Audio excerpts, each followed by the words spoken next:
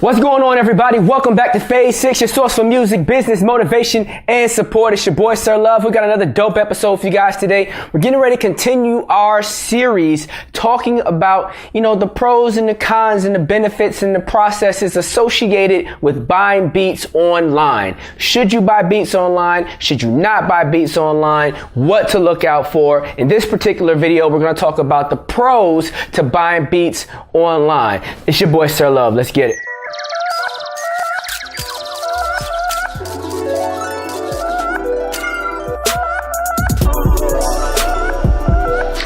So far, I have about 8 pros to buying beats online. Now, for those that didn't watch the previous video, please go back and watch the previous video where I talked about the history of why beats are being sold online, how that's impacting the industry, and it'll give you context into this conversation right here and really help you understand, a lot of different variables associated with buying beats online. However, this particular video right here is all about the pros. So you're sitting down right now and you're considering purchasing a beat online. You pulled your credit card out, you're looking at it, you're going, this is $60. Should I buy this track or not? What should I be worried about? Is this a good idea? Well, let me give you the general pros. And like I said, I have about 8 of them. The number one, well, it's not in any particular order, but number 1 on my list is selection.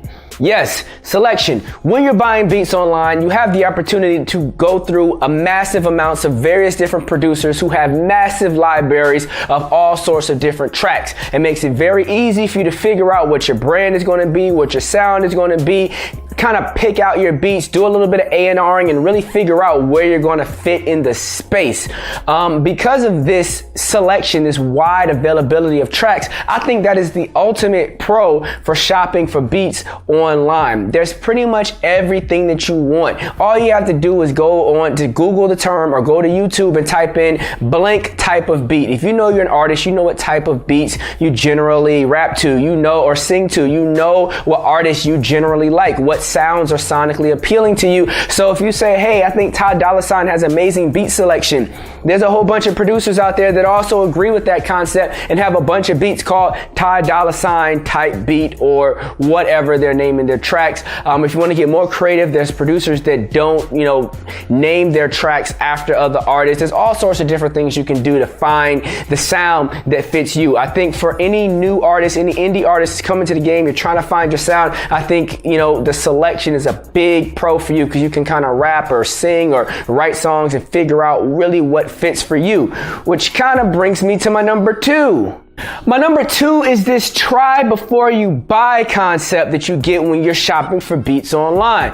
Recognize that in previous times, if you wanted to go through the process of getting a track, you would actually have to meet a producer, build a relationship with a producer, then get the producer to make a beat for you. You'd have to meet the producer out and about. It may be harder to find exact producer, etc., etc. And then normally you'd actually have to make some type of purchase or build a real close relationship before you can get a copy of the track to begin working on. Now, you can listen to the track on YouTube, play it back over and over and over, or that person's website over and over and over, write your song to it, potentially, and this is not suggested, but all of you guys do it, so I'll say it, put the track in some type of downloader, illegally download the track, record your song to it, and see if you even like the song that you're going to do to it, right? There's this whole try before you buy concept. Now, obviously, if you rip it off of YouTube, the sound quality isn't going to be where you want it to be. All sorts of other problems can come up in mix, master, as well as legal to stand the third. So obviously you would have to come back and actually purchase the track, which might be one reason why you're sitting here watching this video right now.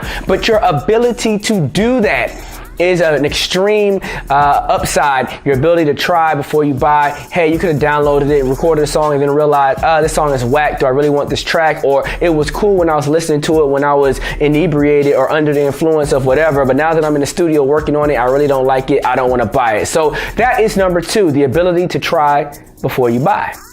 Number 3 is that you don't have to go anywhere. You don't have to go anywhere to get the track. I kind of mentioned this in number 2. You can go online, you simply turn your computer on, turn your phone on, you can listen to it on the go. You don't have to go out, meet somebody, and do anything. This is definitely beneficial for people that are not as mobile, for individuals that don't have, transportation, for individuals that are young and aren't able to get access into a lot of the events because they might be 18 and up. It just really depends on the scenario, but this ability to basically do what you want to do without having to, go out and move around and be mobile is definitely beneficial. Underage people that don't have transportation, if money is a struggle for you, all these different things can be very beneficial. So the fact that you can do it wherever you want and you're not forced to go anywhere, it's on demand. That's definitely going to be number 3. But number four is definitely going to be that it's easy. It's easy to do. You sit at your computer right now. A lot of these guys that are selling these tracks online have online funnels, and they're sending emails, and they're reminding you of new hot beats, and they're letting you know when new beats are coming out, and they're staying in contact with you, and all these different things of that nature. It's very easy. Pull your card out, make a purchase, beat downloads, comes to your email, you have a copy of it, can never lose it, you always have it. All these different type of things that makes it very easy. And I will add with the easy, because this is becoming a trend, this is becoming a thing, there's less human interaction. We're kind of living in a time period where not everyone, but some people are very uncomfortable with dealing with other people. They have this social awkwardness about them, especially if you're making like emo types of music, real, all sorts of weird stuff, right? I don't want to call your music weird, but you know what I'm trying to say. You're an introvert and you don't like going out, meeting new people and trying to sell yourself to somebody so they can give you a beat. This takes away all the human interaction, allows you to bypass all those different things and just go in and buy it. So that's what makes it easy. All right. Moving on. Number 5. Number 5 is definitely going to be the level of affordability. Now, if you guys don't know, music industry tracks, there's a standard for the industry in reference to industry standard beats. Said the same thing twice in 2 different ways, but that's basically, the number is basically $1,500. $1,500 is what it's going to cost you for an industry standard track if you're working with somebody and doing a producer agreement. Now, a lot of times people don't have this amount of money, and there's a whole lot of people out there going, what? I've never paid, and I never would pay that much money for a beat. There's a whole lot of other people out there saying I've paid more, or yeah, that's about right. Depends on your level of the game. Everyone's having different experiences based off of their level of professionalism, who they're dealing with, their circles, how much money they're making, and all sorts of other variables. This is an industry where people that aren't really in it claim to be in it.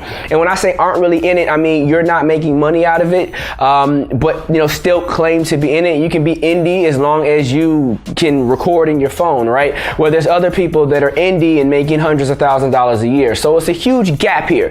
So I say affordable for individuals at the bottom side of that gap. People that just started making music. Maybe you're a hobbyist, maybe you're indie, you're just starting, whatever, but you can get a beat for $30. Maybe you're not serious about this yet. An investment of $1,500 into something that you're not serious about is ludicrous, crazy. So I suggest, of course, this makes sense. If you're paying 30, 40, 50, 60, I've seen 15, 20, $100 for a track because you're leasing it and buying it online in some type of way, affordability can definitely make this process make sense. But you already knew that. That's probably what enticed you to want to buy it in the first place. But for those that haven't, and you're watching the pros for a reason, this is the reason. Number 6.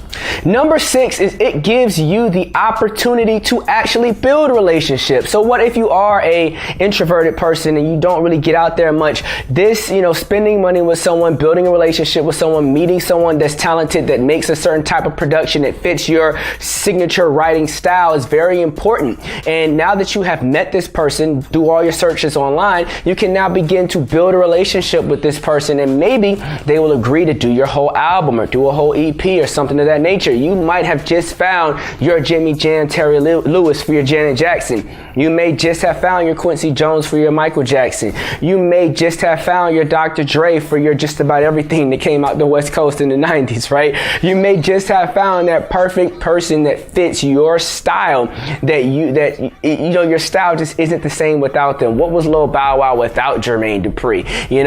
There's certain matches that just make sense from a production standpoint, and you might find that perfect match for you doing this. And so I say it's a great resource to build relationships and start conversations, whereas it may have been difficult or hard to establish prior to doing so. So networking, I definitely suggest networking if you're going to be taking this pathway.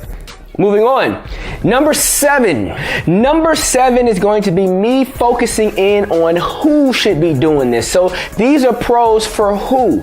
Well, number 7 basically is me telling you if you're an artist, if you're a hobbyist, or if you're a new artist, if you're a hobbyist, or if you have low streams, you are in the category where this is probably a great idea for you. When I say a new artist, I mean that you haven't gotten established. You probably don't have any major marketing dollars behind you. There's no major investor putting cash behind this. You're trying to jump in this for the first time. Maybe you're young, you just started using Pro Tools, all these different things of that nature. You're on Fruity Loops or using some other software that you're just learning how to figure out. This is something that probably makes a lot of sense for you because it's early in your career. You might not have found your voice yet, your sound yet, even though you feel like your stuff is fire and it's going to be amazing. Back and think about it. The stuff that you were doing last year compared to the stuff you're doing this year is almost a joke, right? You've improved, you've gotten better, you get better from year to year. So whatever you believe in about yourself today, likely next year you're gonna look back on and have a different view on, which means that next year you'll look at your purchases from this year and go, I can't believe I spent all that money on that song and that song isn't what it could have been, right? And so I always tell artists that are new, haven't found their voice, just getting out there, no matter how fire and hot you are, or you think you are, or you could be, starting off this particular way is great because it's almost like practice. It's like paying for practice, right? There's nothing wrong with it at all. Now, if you're a hobbyist, obviously this makes sense. You're not trying to make any money off this stuff. Why would you invest so much money into something that you're not trying to make money off of? You're doing this for fun. It's you and your friends hanging out in the basement, blowing trees, making records. It's all cool. Turn the auto-tune on. Oh, they're gonna love this. Yo, do your thing, bro, okay? And that last group of people are people that are getting low streams. And these might be individuals that have been working for a long time. They're real serious about their craft, but for whatever reason, the music hasn't taken off. And they're in an environment where they're constantly releasing music and they're not getting a lot of streaming numbers. This particular group here, it may make sense for you to do this, especially if you have a volume approach. You're releasing a lot of music and you can't afford, to buy all these tracks. This may make sense, as well as artists that just drop albums that just don't get a lot of support from their fans. Now, I'm pretty sure at some point, you're going to figure it out. You're going to start picking up traction, and then maybe this won't be a viable idea. Maybe one of your old songs takes off, and then you have to come back and deal with the legality of this. But right now, while you're going through this, how much money do you want to invest in this when it's not showing any returns, it's not building, it's not growing, you haven't started seeing the success that you want to see? All right?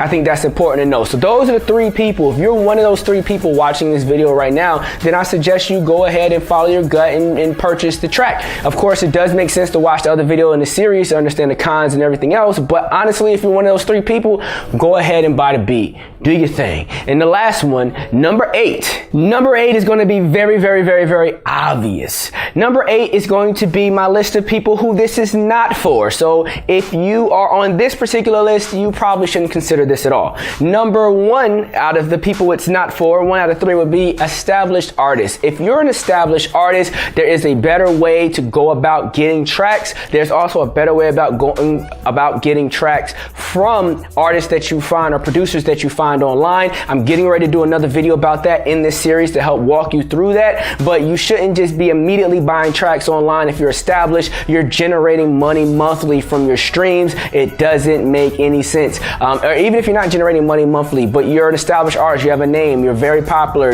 people are buying your features at an exceptionally high rate, whatever. I feel like, this might not be the best look for you in this scenario. Number 2 would be people that have a lot of streams. If you have a lot of streams, you're getting a lot of revenue. A lot of these contracts have things in them that can affect your success and your finances and things of that nature. We're going to talk about that in one of the next videos in this series, but that's another reason why I kind of feel like might not be the move for you. All right. Number 3 will be a person that has investors. If an investor is pumping money into you and that investor is expecting a return, not a gift, not a person just giving you cash saying I believe in you, not a donation, but a person that's actually expecting a return from the money they gave you, this might not be the best idea, because what if you go out there and pop and blow up, but then the legality of this track comes back to bite you in the butt, and now you're in the hole with not only the producer but with the investor as well, and you don't even need a label to rape you because the 2 of them are going to take everything you got.